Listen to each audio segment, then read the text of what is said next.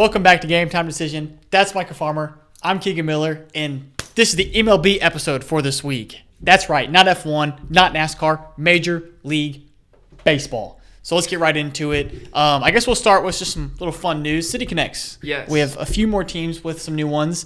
The White Sox and the Diamondbacks. There'll be pictures of both on the screen. And if you don't like the Diamondbacks jersey. Honestly, if you don't like either of these. Yeah, but mostly the Diamondbacks. You're not a baseball fan. I could see some criticism with how much black there is on the White Sox jersey, which, I mean, the White Sox have always been black, mostly, for a team called the White Sox. But, yeah, the Diamondbacks are so clean. They're absolutely incredible. I think these are fairly easily my favorite City Connects ever. The Diamondbacks ones. They're up there. I mean, what one's better?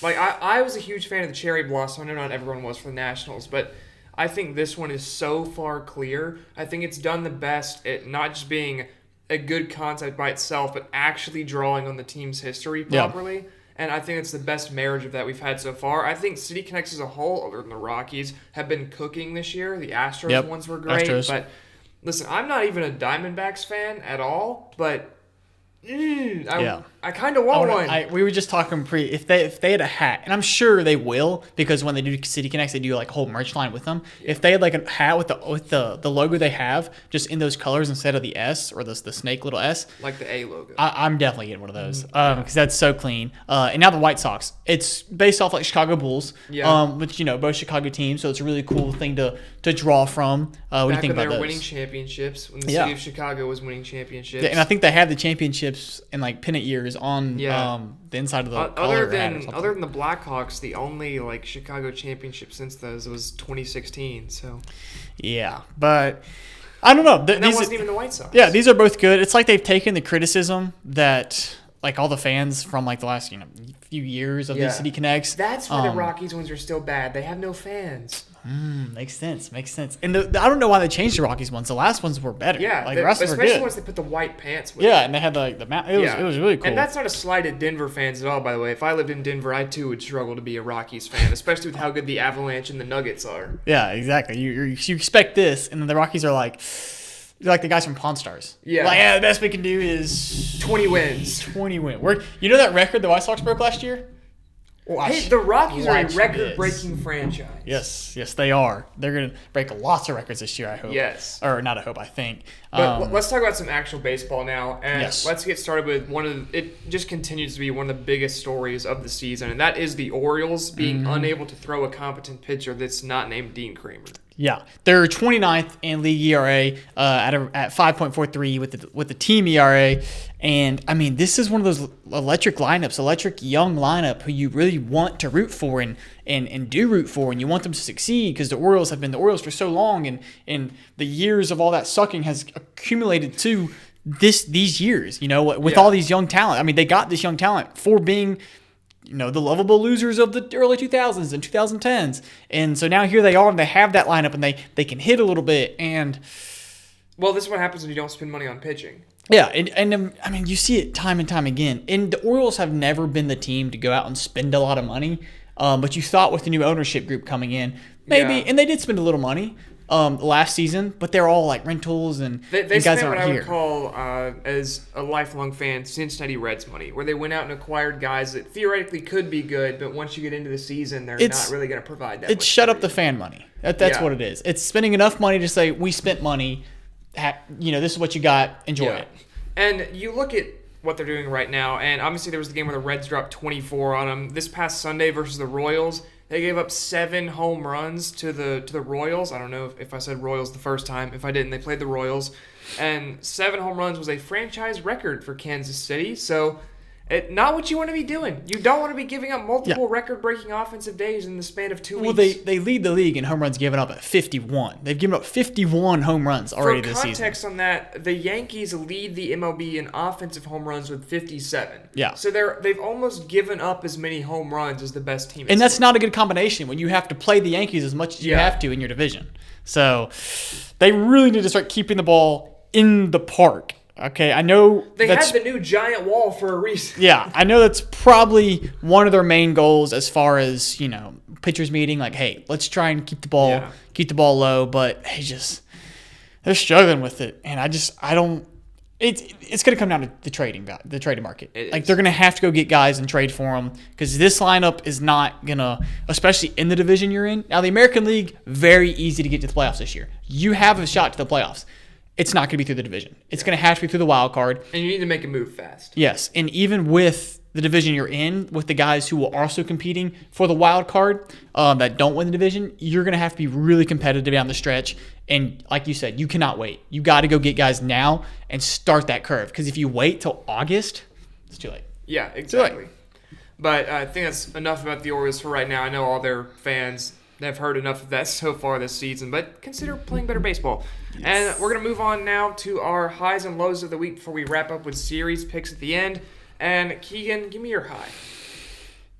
Are we starting with highs this week? Yeah, we are. All right, I like that. Pete Crow Armstrong. And no, I get it. I know you see the flag. It's not just because I'm a Cubs fan. I'm a Reds fan. The dude's incredible. This guy has been lights out the last. I mean, they showed stats during the Brewer series last half a season. He's one of the top offensive players, top WAR players. Definitely one of the top defensive players, with his speed. But really, the last 15 to 30 games this season, he has been unstoppable. He started the year 2 for 22, no home runs, no extra base hits.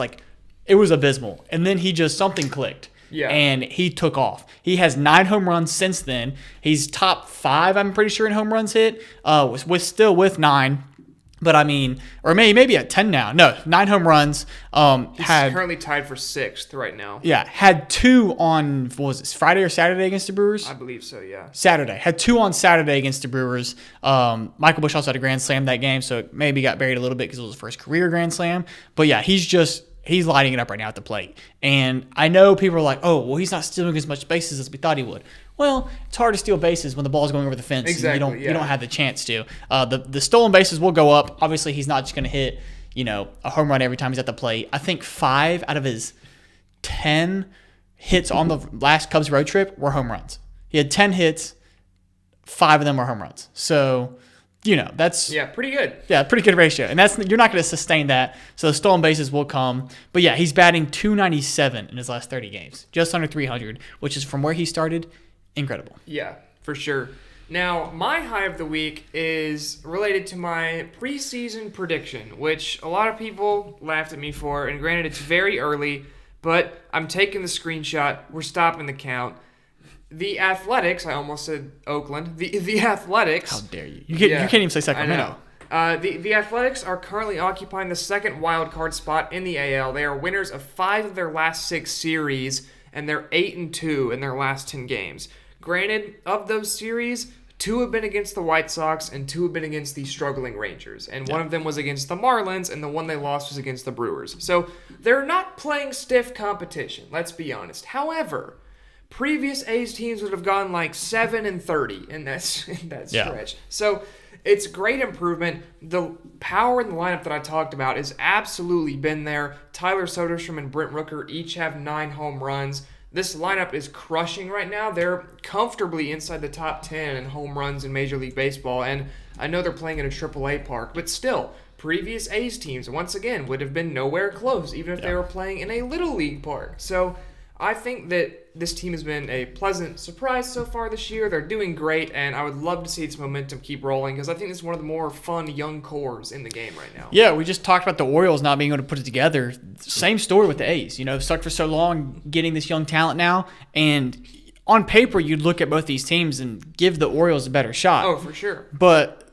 the Orioles aren't putting it together, whereas the A's are filling that gap. They're putting things together. They're playing as a team. They're really feeding off of each other, which is really nice to see right now, and hopefully it continues because there are a bunch of young guys who you're going to want to know the names of. You've had all the guys that had come up last year that kind of fluctuated in and out halfway through the season, and now they're in. They've been told it's their team, go win baseball games, and they're doing it, and it's really fun. I will say, you're about to find out exactly how good this team is. Their next 4 series, home versus Mariners, home versus the Yankees, at the Dodgers, at the Giants. Yeah. So we're about to see what this team can do, but let's head back over to you, Keegan, and give me your low of the week. Low. Okay. My low has been, or is, the Rangers. They've only won 3 out of the last 10 games. They're now under 500, which when the season started, you'd think, okay, that's probably not going to happen very often. They're not going to be under 500. They're going to be, good enough to win their division, especially the division they're in and how they're performing this year. You'd think they'd be able to, but that's not the case. They have forgotten how to hit a baseball. I mean, it's bad. Yeah, their pitching, good enough to win. Their pitching is good enough to win a division right now, honestly. To be a top of that division, pitching's fine. Pitching's good enough. They are dead last in the American League with runs scored. They've only scored 113 runs. The Rockies are the only team that they have not have scored less than them. The White Sox have outscored them, and by 10 to 15 runs, if I say. Yeah. So the Rangers are struggling at the plate. I don't know what it's going to take. I don't know if they need to send some guys down and bring some more guys up, or just kind of get it together. It's something about when Jacob deGrom is pitching well, he saps the life force from his team and they become unable to hit. Yeah, that's all I can say at this point. I think the biggest problem is Corey Seager. Yeah, I think once he starts hitting, it'll not only help the guys around him, but even the younger guys on the team. I mean, he's the anchor of the lineup, and we know this. This isn't a surprise to anybody. Corey Seager is the ebb and flow of this lineup. If he's doing great, everybody around him is doing great. If he's not, the team kind of struggles, and you're seeing this now. And I think he's one of those guys that will figure it out. I don't think he's going to struggle all year. And they have time. They're not out of time in this division. Certainly not in the American League. Yeah. So I'm not worried about them. Like I said, the pitching's fine as long as they can stay healthy. When Leiter comes back. Wyatt Langford's been good. Yeah, I mean, exactly. So once kind of Seager can really boost the 3 to 4 hole of that lineup, I think they'll be fine. Yeah, although I will say this feels like almost a carbon copy conversation of what we were talking about with the Mariners at the start of last season. Oh, if J-Rod just turns it around, if Cal Raleigh just turns it around, this lineup's going to be great. They're going to bounce back. So that doesn't always happen, but we'll see if the Rangers can bounce back. My low of the week is the Cincinnati Reds. And oh my goodness, I had about 18 meltdowns this week watching Reds baseball. The Cardinals midweek series took game 1 3-1. Game on Tuesday was rained out. It was going to be a makeup. We proceeded to go out on Wednesday and lose by a combined score of 15-1 across 2 games. Just got shut down by... This is not a good Cardinals pitching staff, remotely. No. And we got blanked. Yeah. For 2 full days, basically, by St. Louis. Then we come back, we win 9-1 on Thursday. You're like, okay, at least that's a series split. Then you go into the weekend, you get the Nationals at home. A series you have to win if you want to contend for a National League wildcard spot. Yep. Go in, Hunter Green deals game 1, win 6-1. You're like, okay, perfect, great start. Game 2, Saturday, tied late into this game, 3-3, late down the line in the 6th inning. Bullpen comes in. Yep. Nick Lodolo had a blow-up inning before that. Lose 11-6, just out of nowhere. And then on Sunday, Mackenzie Gore dealing. Nick Martinez dealing. They both go 6 or 7 strong, 1 run apiece. Bullpen. Yeah. 4-1 loss to the Nationals. Series lost to the Nationals. And this weekend implosion comes after a stretch where the bullpen had retired 37 batters in a row. So the team, the different aspects of this Reds team can never tie it together at the same time. If the pitching is on, the offense is lost. If the offense is raking, the bullpen can't survive, or you get it on a bad starter day. It feels like this team, the aspects of this team are all good, but they can never put it together at the same time to win baseball games, and it's absolutely maddening to watch. Well, the word you're looking for is young. The offense is young, the pitching staff is young. And so you're going to have this, and this is almost a carbon copy of the season the Cubs had last year. The Cubs either scored 7 to 12 runs and beat the crap out of who they were playing, or scored 0 to 1 runs and lost by 6 runs because, the same issues with the bullpen. So, yeah, it's just a young team. Once they can, I mean, it's streaky. Baseball is streaky, but when you have younger teams like this, it's even more streaky. And all it takes is for both of those streaks to align, and they have, a 14-game stretch where they win, 12 out of the 14 games, and it's a completely different place that they're sitting. I'll never forget the 13-game win streak from 2 years ago. That was a beautiful time. Exactly. And then we that's all went it took. to only lose games in the month of June, and that was a weird season. Yeah.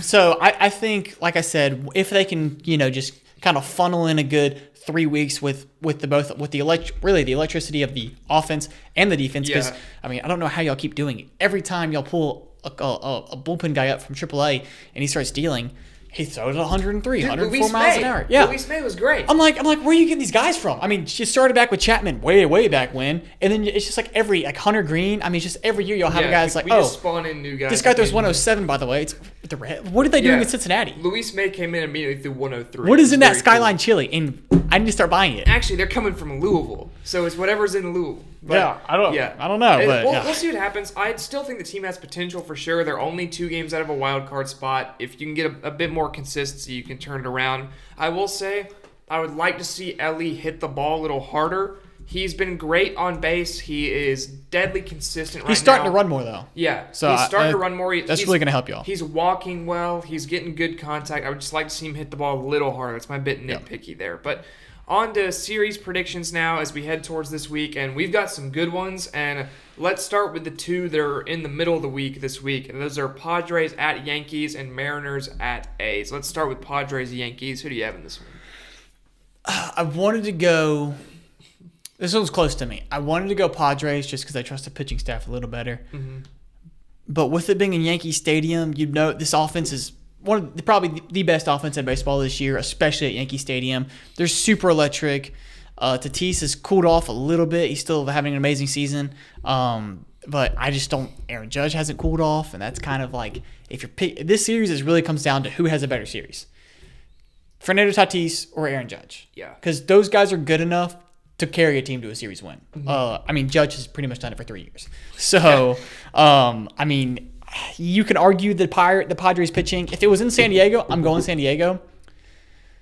I kind of want to go San Diego. This one's close. I'm going – is it a 3-game series? Yeah. Okay. I'm going Yankees in 2. 1 game goes to extra innings. Yankees win in extras. I am taking the Yankees as well. I think that they win the series 2-1. And for me – I think they split the first 2, and then I look at that pitching matchup for Game 3, and, it's Max Fried. Yep, the Yankees are winning Game 3. Yeah. So, even though it's Dylan Cease versus Max Fried has been so lights out so far for the Yankees this season.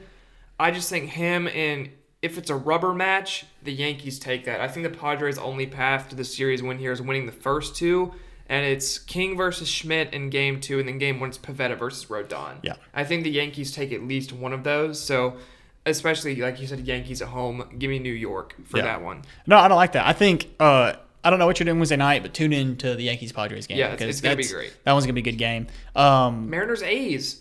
Ooh, this one, well, we would not have even thought about this series, coming into the season, but here we are. Though. And Game 1 is fun. It's not in Oakland.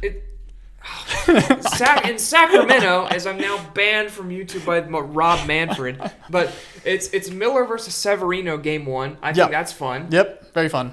I'm taking Athletics win Game 1 and the whole series. I want to say, first of all, there's a giant squirrel in that tree. Really? Yes. Oh my gosh. The squirrel. Yeah, you guys can't see. Oh, there's 2. Holy crap! That squirrel's even bigger. These are the biggest eating in my squirrels I've backyard? ever seen. These squirrels are massive. Okay, anyway. What team had squirrels run out in the field last year? Ole Miss. Yes, I know Ole Miss. Wasn't there baseball Yankees? Oh, I don't know. Yeah, the Yankees. They're Yankees fans. The Yankees are winning the Padres series. That's why they showed up. We were talking about Back to Seattle Athletics. I'm taking Athletics to win Game 1. That was quite literally a squirrel moment from Keegan. Yeah. Game 1 and the whole series. I think A's are sweeping Seattle. Man, A's are sweeping Seattle. My fun prediction was going to be A's take the series, and you come in with A's sweep the Mariners. Yeah. So both of us are predicting an A's series win over Seattle. I honestly think they take Game 2, Springs versus Hancock. I like Springs in that. I think he's been solid this year. Game 3, I think the Mariners take Game 3, but I'm confident enough in the A's to win the first 2 because it's Brian Wu versus currently TBD, and usually that means bullpen day. Yeah. So I think Brian Wu versus a bullpen day is not a good recipe for the A's. I do think they take the first 2, though, and win that series. And now the third series pick we have is one that I'm sure you are excited for, Mr. Keegan Miller. It is Cubs and Mets this season or this weekend in New York. Well, this is going to be a tough week for the Cubs. They start this week off with the Giants. So they have to go through the gauntlet that are the Giants right now. Yeah. So their bullpen probably going to be a little shaken up going to the weekend against the Mets. And not to mention Imanaga. probably going to miss a Yeah. start. Questionable at the moment. I'm fairly certain he's going to miss a start. Even if he doesn't, I'll be surprised. Even if he's pretty good, I would rest him this early in the season. So we're just going to go ahead and say Imanaga's not starting because it looks like he's not going to. Deal with some hamstring issues, had some cramps. In his 2 starts ago, and then yesterday running to cover first, kind of eased up on it. So this one, it makes that series more interesting. I think the Cubs offense is just that good. I'm taking the Cubs, not to sweep, but just to take the series. Well, the Mets have been a little cold recently, 4-6 in their last 10 as we record this, but I think they bounce back this weekend. I think you look at Cubs without Imanaga, and then this Mets offense, I think, has to get hot at some point, and I think the Mets starters are good enough to keep them in these games, and the hitters they have, a Lindor, Pete Alonso, Juan Soto versus a shaky Cubs bullpen. Yep. I think that's enough to take them over the top, especially at home, so I'm taking the Mets in this series. I don't think this series is going to be about offenses at all. I think both these offenses are great enough to win a series. I think you mentioned the Cubs bullpen and Mets starters are going to make or break this series. Yeah. Because the Mets, we've talked about how good their starting rotation has been. And then every time someone says how good their starting rotation has been, there's another guy on the opposite side saying, well, they haven't played anybody. Well, here you go. Yeah. Here's top 2 offenses in baseball you're playing this weekend. We'll see really how good this rotation is. And as far as the Cubs go, here's one of the best teams in baseball, and the Cubs bullpen. Let's see what happens. So this is really going to be, if the Cubs can get to their starters quick, they win the series. If they can't, and the Mets do it to them, I think they lose the series. So this one's going to be very tight, just like all the other ones we talked about. But I'm going Cubs, you're going Mets. That's the only one we disagree on. Yeah. So we'll have to see next week. I think it should be fun, though. Got a lot of good baseball coming up this week. But that is it for this episode of GTD. If you want to see our coverage from NASCAR's race at Texas this week, that'll already be out. Also, F1 Miami recap, and then previewing Kansas this weekend for NASCAR will be on the channel this week as well. So if you're into motorsports, check it out. But for now, that's Keegan. I'm Micah. This has been baseball, and this has been Game Time Decision. We will see y'all next week.